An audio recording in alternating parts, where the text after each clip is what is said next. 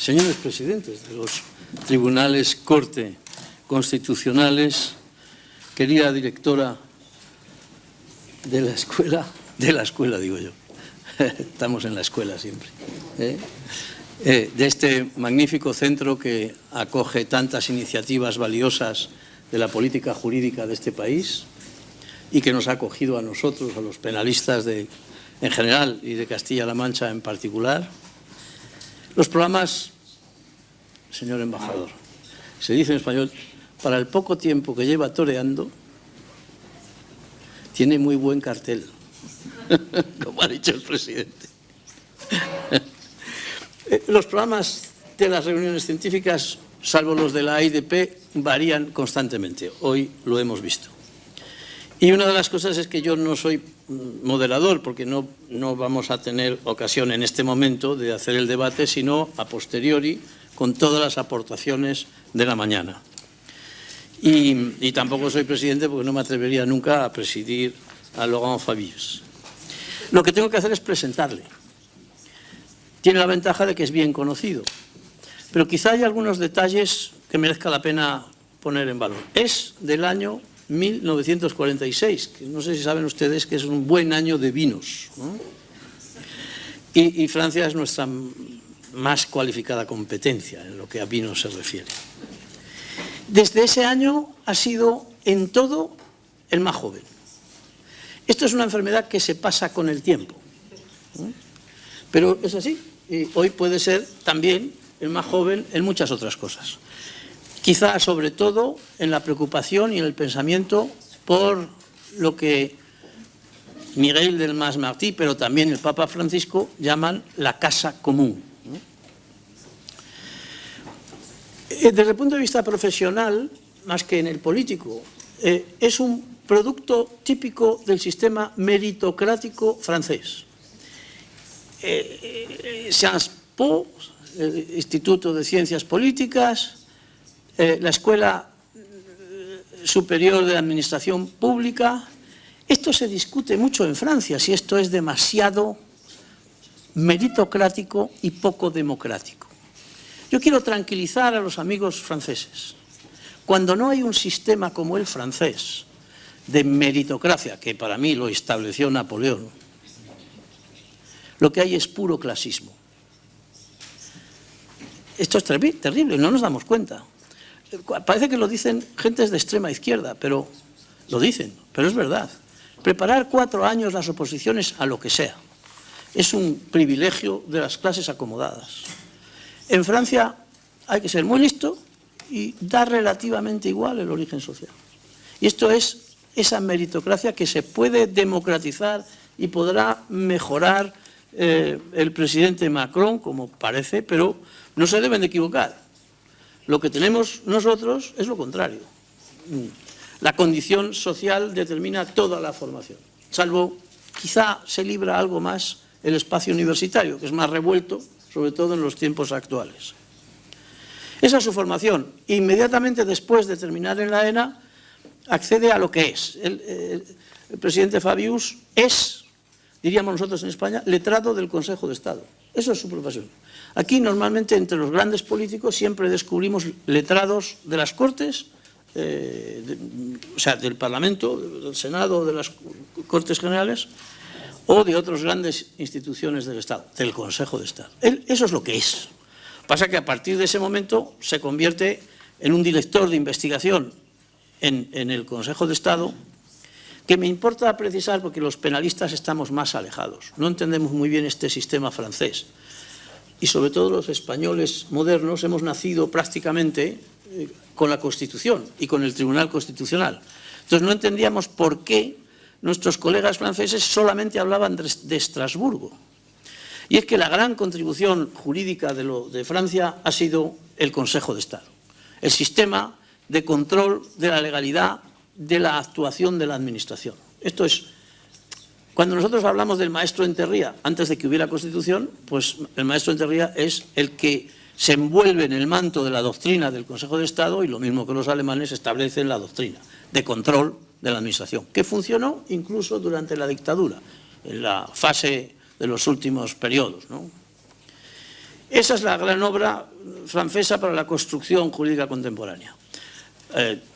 Solo muy tarde, más tarde que nosotros, suscribieron, siendo ministro Robert Badinter, se incorporaron a la Convención Europea de Derechos Humanos. Y por eso tiene tanta importancia en Francia y en el debate de los doctorandos la Corte de Estrasburgo, porque les falta propiamente un tribunal constitucional, que es una creación reciente, que él preside ahora en el momento del principio de madurez de su carrera, porque la carrera es larga, por fortuna, y tiene un paso previo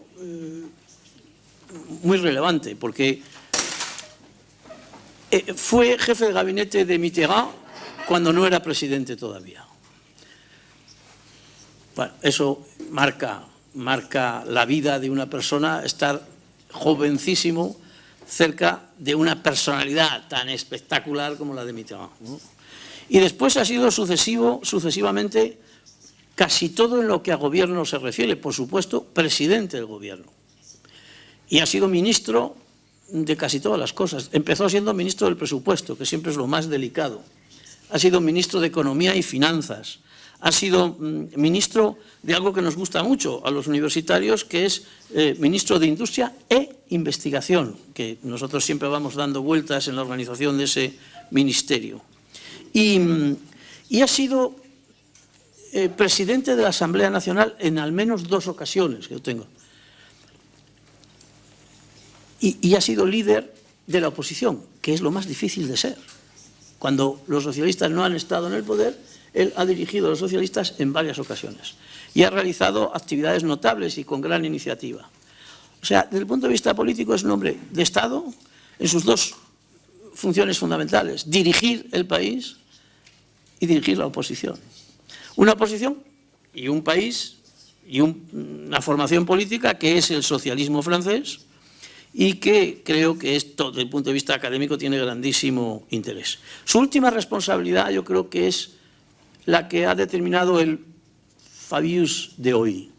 Ha sido ministro de Asuntos Exteriores. Los asuntos exteriores dan a los políticos una visión distinta de los que se ocupan de leer solo el periódico nacional.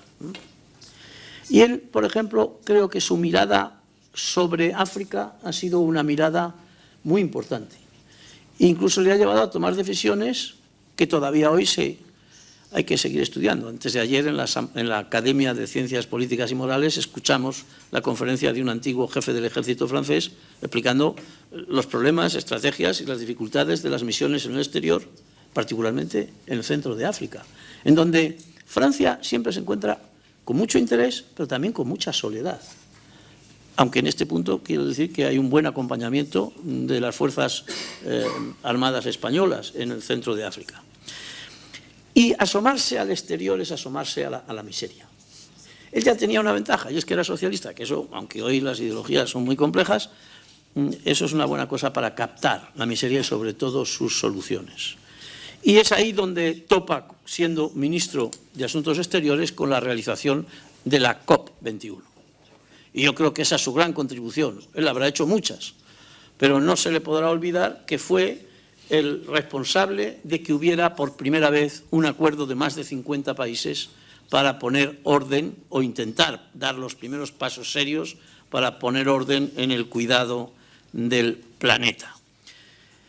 De ahí pasó al Consejo Constitucional, que es un tribunal constitucional limitado a los juicios de inconstitucionalidad, digamos, a los recursos de inconstitucionalidad. Nosotros tenemos también el amparo, aunque el amparo casi creíamos que se iba a disolver, extinguir el Estado, y lo que se está extinguiendo es el recurso de amparo. Pero no está mal tampoco que trabaje bien y con serenidad el Tribunal Constitucional. Esa es su responsabilidad actual. ¿Y qué es lo que quedará para las generaciones siguientes? A mí me gusta una autodefinición. Las autodefiniciones son siempre complejas. Pero él dijo en una ocasión que él era un socialista moderno, un pragmático y un enamorado de la libertad. Señor presidente. Sí.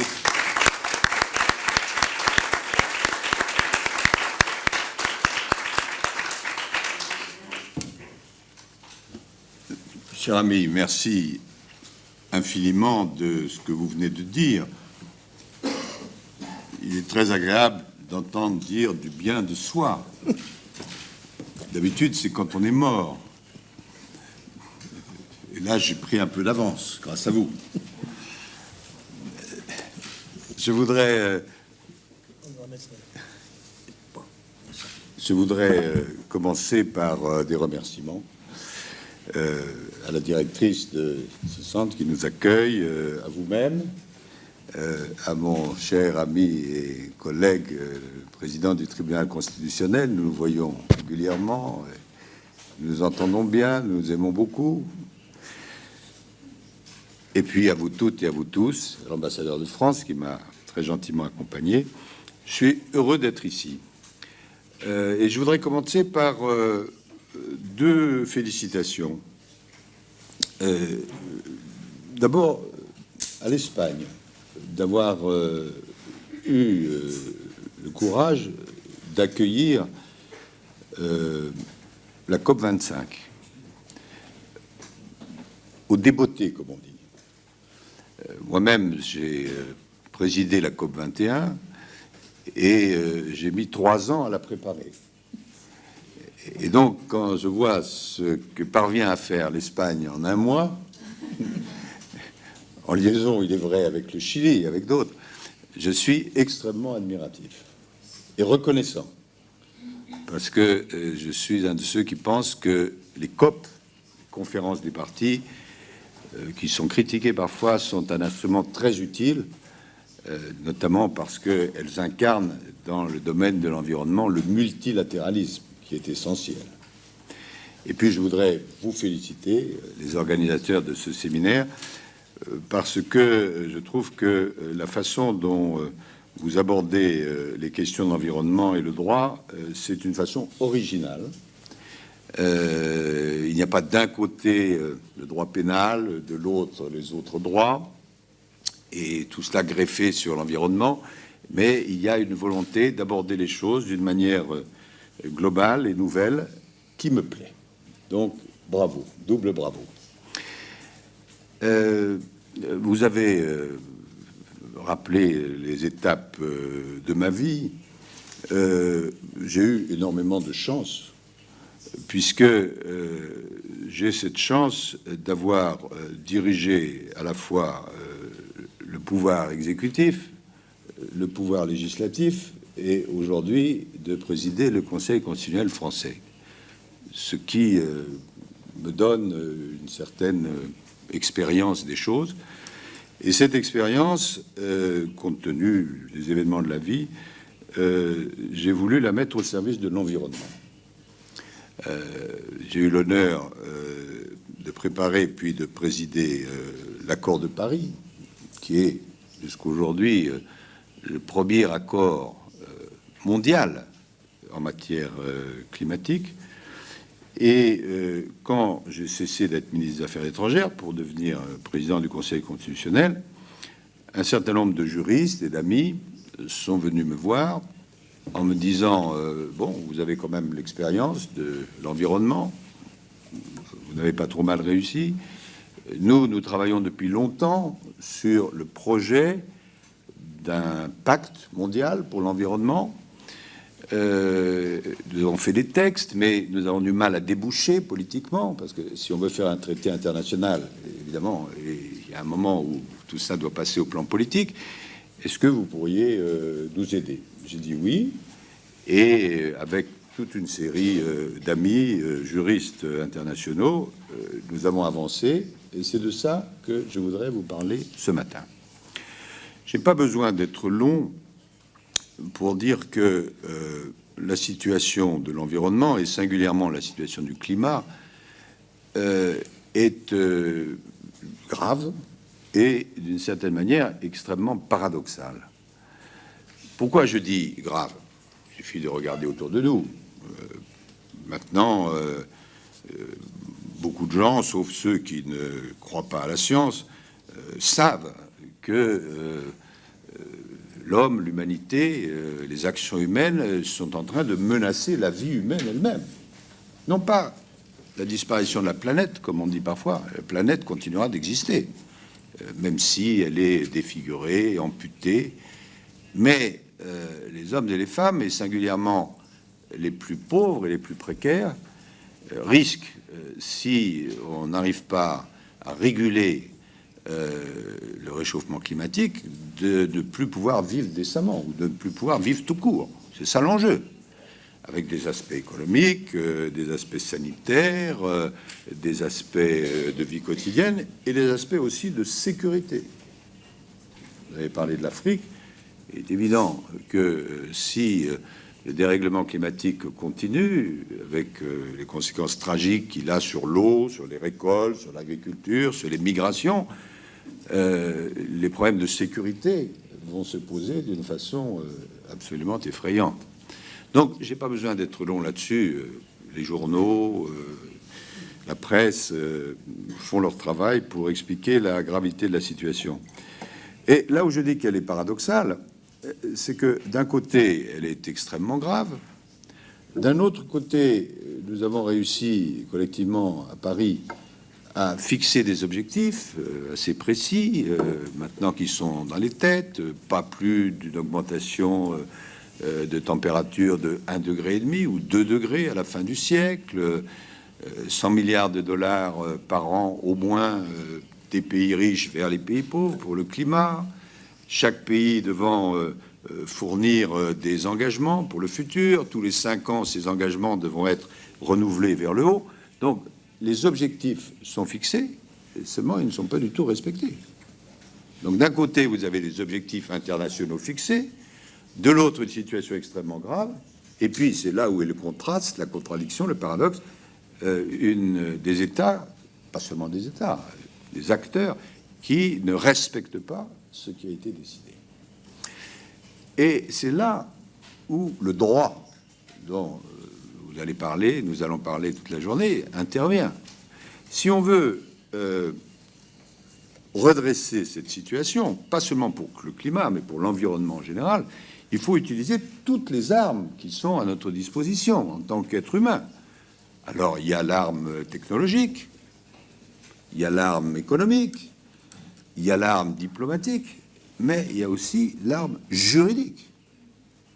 Et le droit ne peut pas rester comme cela, les bras ballants, si je puis dire, devant une situation aussi grave. C'est la raison pour laquelle, en matière pas seulement de climat, mais d'environnement, depuis déjà pas mal d'années, les juristes réfléchissent à la notion d'un pacte mondial pour l'environnement. En anglais, Global Pact for the Environment. D'où vient cette idée? L'idée vient non seulement de la conscience que le droit a quelque chose d'important à apporter, mais du fait que l'environnement est un domaine spécifique et triplement spécifique, ou plutôt où une approche globale est triplement nécessaire. Pourquoi? D'abord, il existe bien sûr beaucoup de conventions sectorielles internationales en matière d'environnement. On dit plus de 500. Mais, comme leur nom l'indique, elles sont sectorielles, c'est-à-dire qu'elles concernent un domaine particulier. Oui, mais voilà, dans le domaine environnemental, plus on creuse le sujet, plus on s'aperçoit que les différents aspects de ce qu'on appelle l'environnement sont connectés entre eux. Prenons un exemple. Le climat d'un côté et ce qu'on appelle la biodiversité de l'autre. Plus les chaleurs augmentent, plus la diminution des espèces est ravageuse. Et plus la diminution des espèces, que ce soit animales, végétales ou autres, est ravageuse, plus le dérèglement climatique est grave. Or, si vous avez des conventions sectorielles, mais s'il n'y a pas une approche globale des interactions, vous passez à côté d'une partie de la question. Donc, il y a, par nature, dans le domaine environnemental, une première globalité, qui est la globalité de la matière elle-même. Il y a une deuxième globalité qui est assez spécifique à ces questions d'environnement, parce que par définition, les questions environnementales ne s'arrêtent pas aux frontières. Vous pouvez mettre des douaniers à toutes les frontières et même augmenter leur nombre. Les questions de réchauffement climatique, de pollution de l'air, de pollution de la terre, de pollution de la mer ne s'arrêtent pas aux frontières. Et donc l'idée qu'il y a une globalité physique et d'une globalité territoriale s'impose. Et puis, vous avez aussi une autre globalité, vous l'avez cité dans vos propos, qui est que ces phénomènes environnementaux ne concernent pas seulement l'humanité à un moment donné du temps, mais les générations. Et ça, c'est aussi un phénomène que le droit doit appréhender. Donc, par rapport à des phénomènes spécifiques en matière environnementale, qui sont que les domaines sont interconnectés, les limites géographiques n'existent pas vraiment, et la séparation entre les générations non plus, la nécessité d'une approche universelle, globale, en matière d'environnement s'impose. Alors à partir de là, tout un travail a été fait, qui remonte à longtemps, mais qui a été maintenant ajusté, pour définir, par un avant-projet de texte, qui a vocation à être un traité international, ce que pourraient être les droits et les devoirs en matière d'environnement. En bon français, umbrella text for the environment. Ces principes, à la fois en termes de droits et de devoirs, ne sont pas nés de l'imagination un beau matin d'un certain nombre de juristes. Déjà, dans toute une série de déclarations internationales ou de conventions, ces principes, droits et devoirs, existent, qui doivent s'appliquer aux individus, aux entreprises et aux États. Mais pour le moment, il n'y a pas eu de texte englobant qui ait une valeur internationale. Et l'idée et le projet est de mettre noir sur blanc ces droits et ces devoirs. Ce qui présenterait un intérêt extrêmement grand, à la fois pour la cause de l'environnement et pour le respect de l'environnement, et aussi pour ces parties prenantes que sont les individus, les entreprises ou les États. Les individus, pourquoi ? Parce que aujourd'hui, les individus ne savent pas exactement, dans les différents pays, quels sont leurs droits et leurs devoirs en matière d'environnement. Et s'ils veulent porter tel ou tel différend devant une juridiction, les choses sont assez incertaines. Nous-mêmes, dans nos pratiques, je m'adresse à mon ami, le président du tribunal constitutionnel espagnol, nous pouvons avoir à juger de tel ou tel aspect. Il n'y a pas d'ailleurs que la juridiction constitutionnelle, il y a les juridictions administratives, les juridictions pénales, les juridictions civiles. Mais à quel principe allons-nous nous référer ? À tel ou tel article de la loi nationale, à tel ou tel principe de déclaration internationale. Mais il n'y a pas un corps de doctrine précis sur lequel nous pouvons nous appuyer. Et évidemment, si ce corps de doctrine existait, tout en respectant les spécificités nationales, ça permettrait aux individus de mieux connaître où ils en sont, si je puis dire. Même chose pour les entreprises. Quand on discute avec les responsables d'entreprise, un élément très important, c'est la stabilité de l'horizon juridique et la prévisibilité de l'horizon juridique pour éviter les phénomènes de dumping, les concurrences sauvages, etc.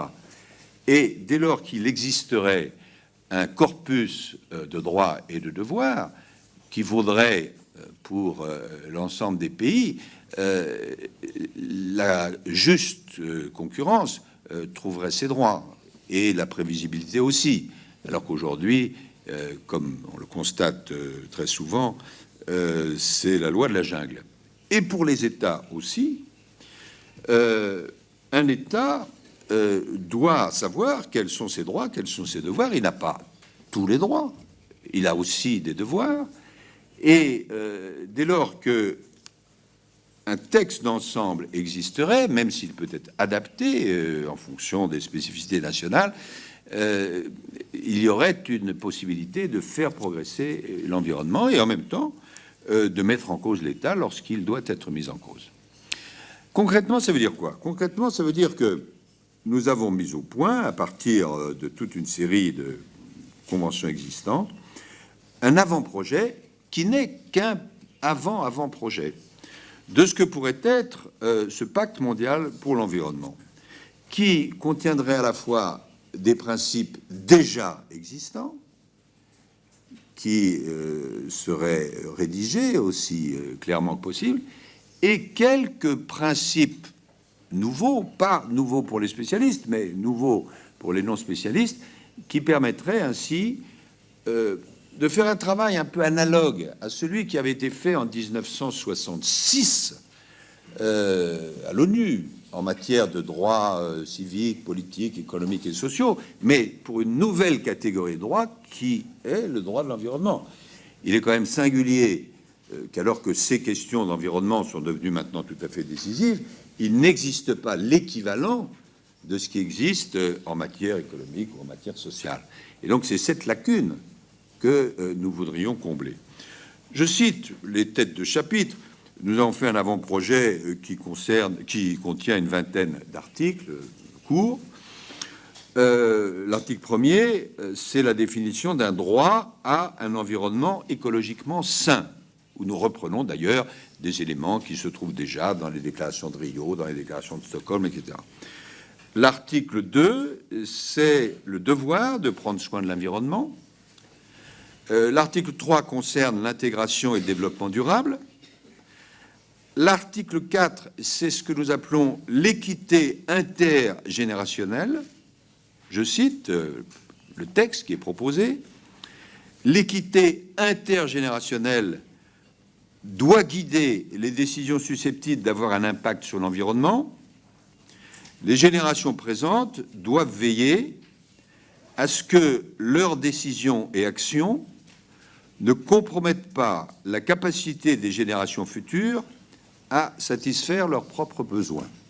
C'est la traduction juridique de ce qui avait été très bien défini par Madame Brundtland, vous connaissez, la commission qui a donné lieu à la notion de développement durable, et aussi sur le plan philosophique, la traduction juridique d'une pensée comme celle du philosophe allemand Jonas sur le principe de responsabilité.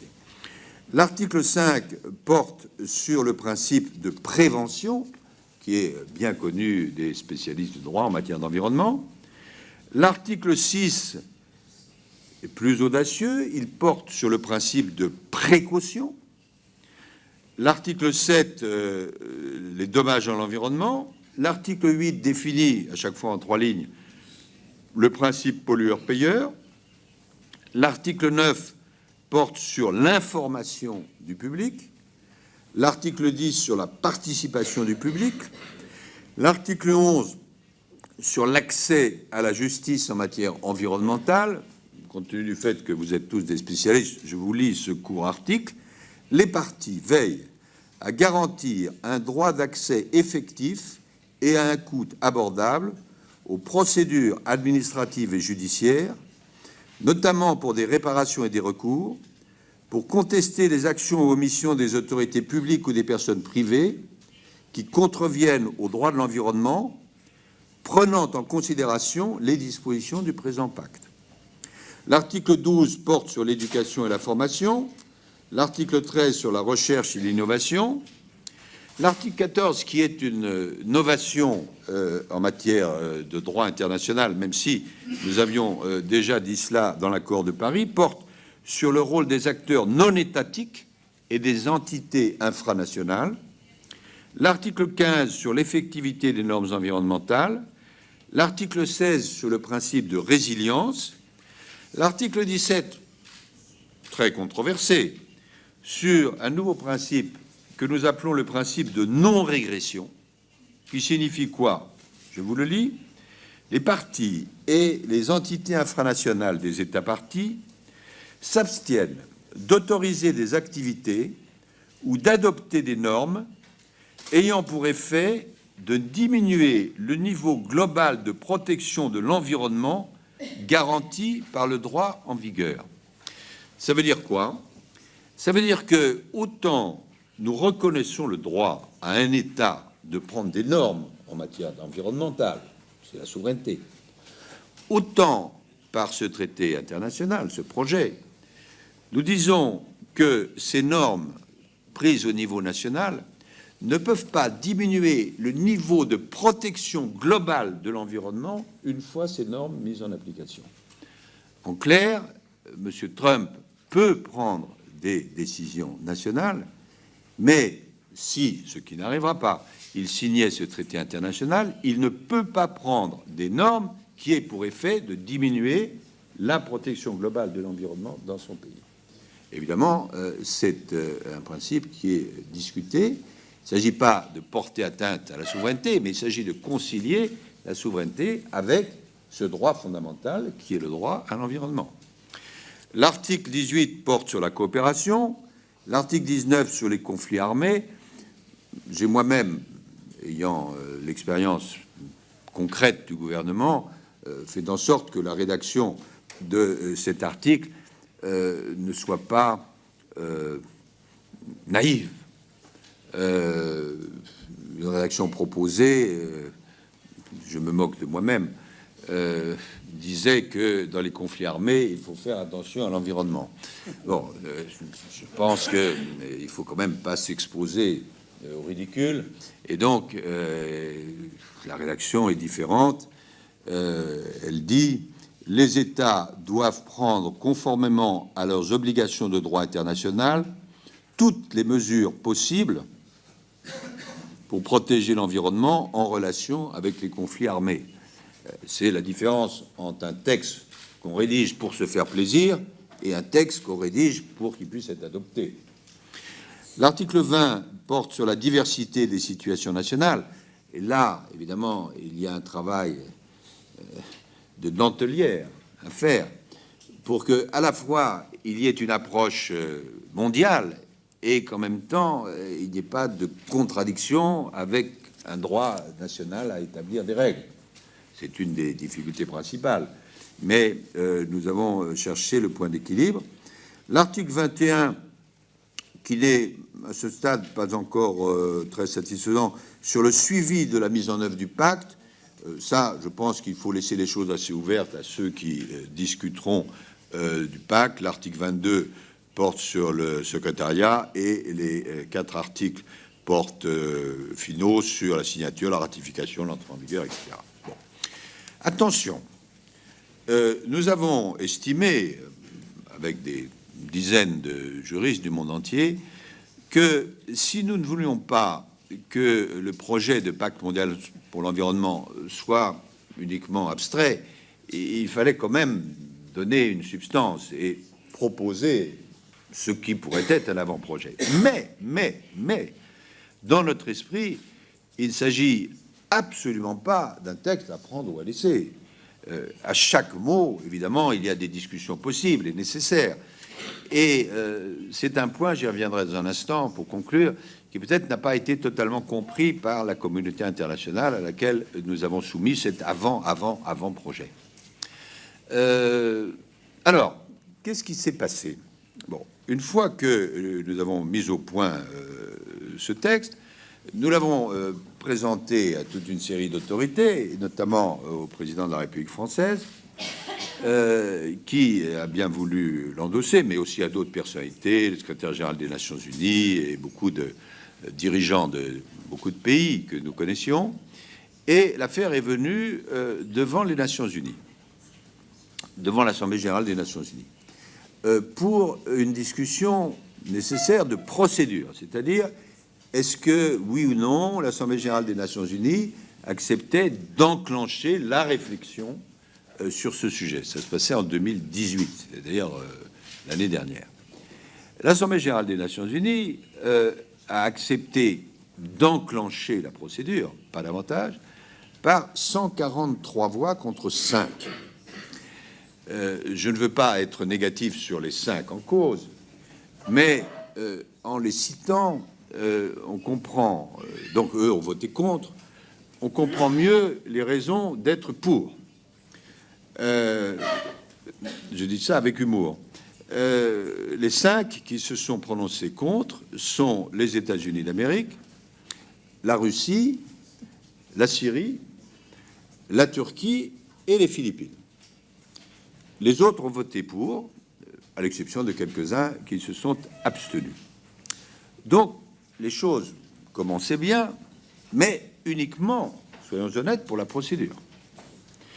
Ensuite, le débat est venu devant l'Assemblée des Nations Unies qui s'occupe de cela, qui s'appelle l'UNEP, à Nairobi, puisqu'il y a un travail à Nairobi et un travail à New York, à l'Assemblée générale. Et là, les choses se sont compliquées, parce que c'était tout à fait légitime. On est entré dans le fond de la discussion, et toute une série d'objections ont été faites. Les unes, à mon avis, personnel, légitimes, les autres, non. Mais ça a été très difficile. Les spécialistes nous ont dit, oui, mais attention, il existe des conventions sectorielles internationales. Si vous créez un texte ombrelle, est-ce que ce texte ombrelle ne va pas diminuer la portée des conventions nationales et, au fond, être contre-productif? À quoi nous avons répondu, non, il existe une règle que les juristes connaissent, qui s'appelle Specialia derogant generalibus, et lorsqu'il y a des conventions spéciales plus favorables que le texte général, ce sont ces conventions qui s'appliqueront. Et si ça ne vous paraît pas suffisant, nous proposons d'ajouter un article dans cet avant-projet pour dire expressément que s'il y a des conventions plus favorables dans leur rédaction à l'environnement que ce qui est proposé dans ce texte ombrelle, ce sont ces dispositions plus favorables qui s'appliqueront. Mais cela a continué d'être soutenu par un certain nombre de pays. D'autres ont dit, oui, mais c'est très bien votre affaire, mais vous définissez un certain nombre de grands principes qui jusqu'à présent n'ont pas été trop définis. Et est-ce qu'en les définissant, vous n'allez pas réduire la portée par rapport à une vision extensive? Alors là, évidemment, on entre dans la rédaction proprement dite. Nous avons été assez prudents et en général, nous avons repris des grands classiques, Rio, Stockholm et d'autres. Mais c'est vrai qu'il y a toute une discussion à avoir sur la rédaction elle-même.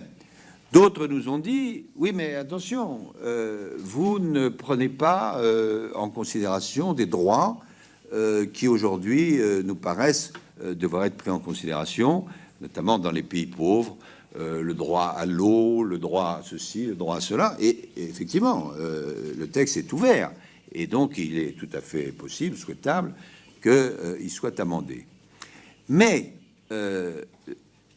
un mot sur ce qui s'est passé ensuite. Il y a eu plusieurs réunions à Nairobi, et la réunion conclusive, qui a été reprise par une nouvelle résolution de l'Assemblée générale des Nations unies, a dit, bon, écoutez, c'est intéressant, il faut sûrement renforcer la protection internationale, mais cette idée de projet de pacte mondial n'est qu'une idée parmi d'autres. Il y en a d'autres. Et d'autre part, je suis honnête, je ne dis pas quel est mon souhait, mais je dis ce qui est ressorti des travaux. Nous ne sommes pas sûrs, et même nous avons des réticences par rapport à la notion d'un traité international, et nous demandons que soit étudiée plutôt une déclaration qui doit être étudiée en 2021 pour être ensuite adoptée en 2022. Pour ma part, je ne partage pas cette position. Des déclarations, il y en a déjà beaucoup.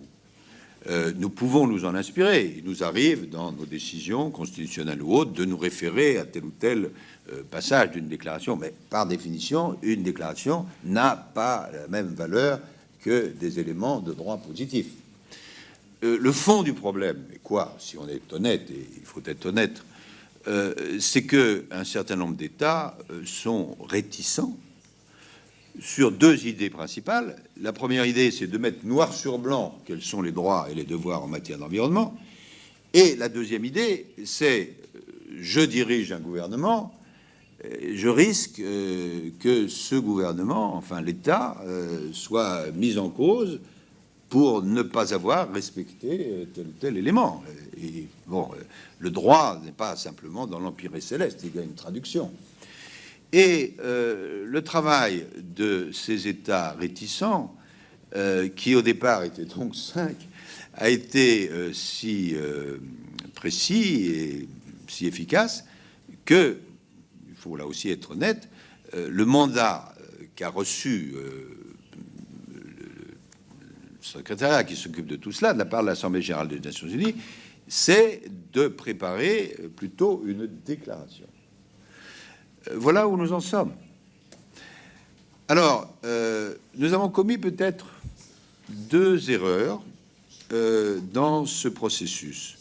La première erreur, c'est, je m'en suis expliqué, de proposer un avant-projet, mais sans souligner suffisamment qu'il était totalement ouvert. Je pense qu'il aurait été difficile d'avoir une discussion utile sans avant-projet. Bon. Mais peut-être un certain nombre de nos amis responsables des différents États ont perçu, ce qui est erroné, que c'était soit ce texte, soit rien du tout. Pas du tout.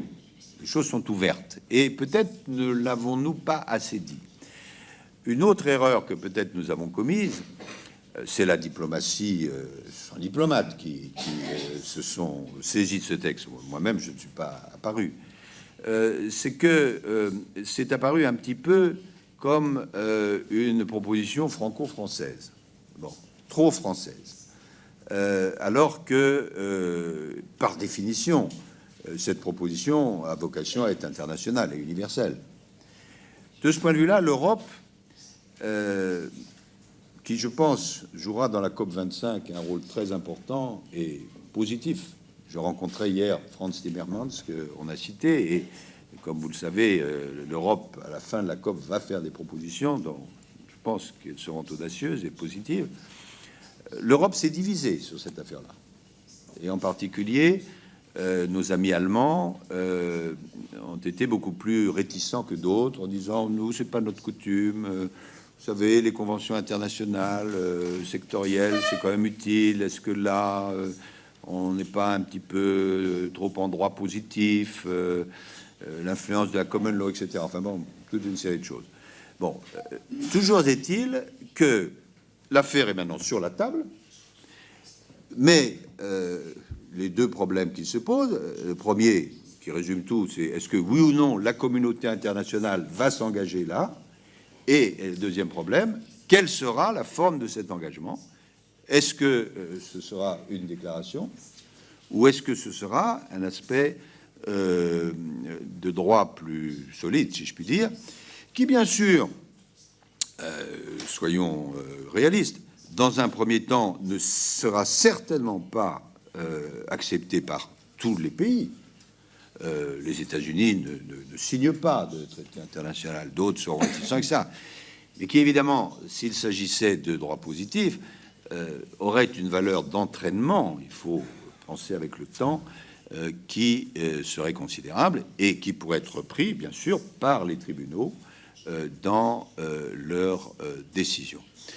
Voilà comment se pose la question de ce pacte mondial sur l'environnement, qui me paraît devoir être adopté sous telle ou telle forme, parce que s'il existe un sens à l'histoire, c'est dans le sens de l'histoire, et je n'imaginerais pas qu'il n'y ait pas une progression des droits en matière d'environnement, comme il y a eu à d'autres époques une progression des droits en matière civile, en matière politique, même si tout ça reste très imparfait. Mais la question qui n'est pas indifférente est de savoir quelle sera la forme de ce pacte et à quel moment il pourra être adopté. Car ce n'est pas exactement la même chose pour le monde et qu'il soit adopté dans 2 ou 3 ans, ou dans 20 ou 30 ans. Car en attendant, les dégâts à l'environnement et singulièrement au climat se seront manifestés. Voilà quelques éléments de réflexion, et en appelant bien sûr les juristes que vous êtes à le nourrir de vos réflexions, et si vous partagez le sentiment de sa nécessité, à l'appuyer. Merci beaucoup.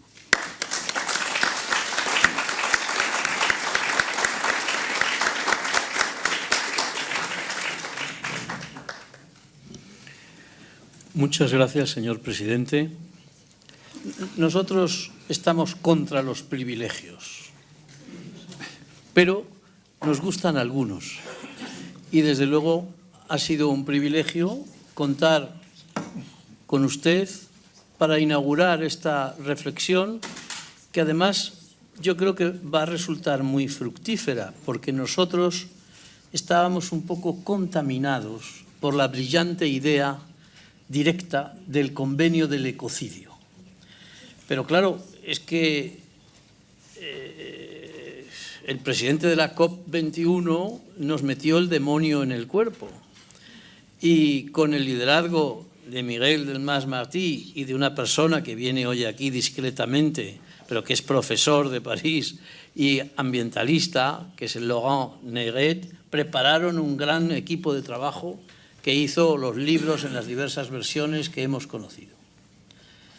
Y quiero aprovechar, con permiso del presidente, para agradecer a su jefe de gabinete que nos haya ayudado a cumplir aquello del principio: la tierra para el que la trabaja, el privilegio de tenerle a usted para el que la trabaja. Y hemos tenido una gran ayuda con el profesor y colega Negret para que nosotros mismos, yo creo que esto excede sin duda lo que hemos oído, esta anatomía forense del proceso de elaboración de lo que esperemos sea una convención, un tratado en el futuro, a nosotros mismos. Esto debería de ser un llamado a todos los diversos profesores de todas las universidades españolas que hay aquí, y también para el propio centro y para su historia futura. Aquí hay una tarea que excede a cualquier gobierno concreto. Quizá debamos trazar una estrategia que parta de lo que ha dejado bien claro expuesto el presidente. Y no sé si alguien desea usar la palabra para decir alguna cosa.